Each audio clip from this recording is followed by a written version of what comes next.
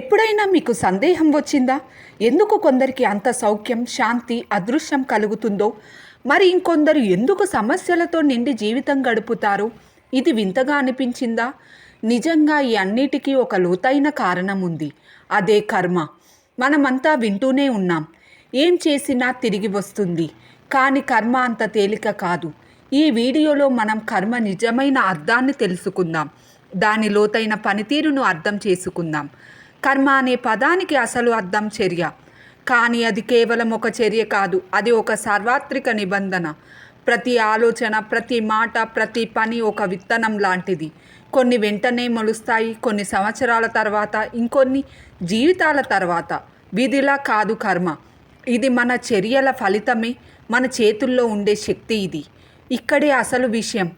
కర్మలో ఉద్దేశానికి ఎక్కువ విలువ. ఒకే పని ఇద్దరు చేస్తే, ఒకడు ప్రేమతో చేస్తే, మరొకరు స్వార్థంతో చేస్తే కర్మ ఫలితం ఒకటేనా? ఒకరు ధనాన్ని డొనేట్ చేస్తున్నారు పబ్లిసిటీ కోసం, మరొకరు చేయూతగా చేస్తున్నారు ప్రేమతో. ఇక్కడే తెలుసుకోవాలి, కర్మ బాహ్య చర్యల గురించి కాదు, అంతర్గత ఉద్దేశాల గురించి. ఇప్పుడు జరుగుతున్నది ఇది ప్రారబ్ధ కర్మ. ఇప్పుడే మీరు చేస్తున్నదే ఇది క్రియమాన కర్మ. ఇప్పుడు మీరు చేసే ప్రతి చర్య, మనసులో తీసుకునే ప్రతి నిర్ణయం ఒక కొత్త దారి సృష్టిస్తుంది. బహుళంగా మనం అనుకుంటాం కర్మ అంటే శిక్ష లేదా బహుమత అని. కానీ అది నిజం కాదు. కర్మ ఒక శిక్షాపత్రం కాదు, అది మన ఆత్మకు అర్థం. ఒకసారి నాకు ఎంతో నమ్మిన వ్యక్తి ద్రోహం చేశారు. చాలా బాధపడ్డాను. ఎందుకు ఇలా జరిగింది అన్న సందేహంలో మునిగిపోయాను. కానీ తర్వాత ఒకరోజు అర్థమైంది, ఇది శిక్ష కాదు, అది పెద్ద గుణపాఠం. అది నన్ను లోతుగా పరీక్షించింది, నా భయాలను, బలహీనతలను బయటకు తీసింది.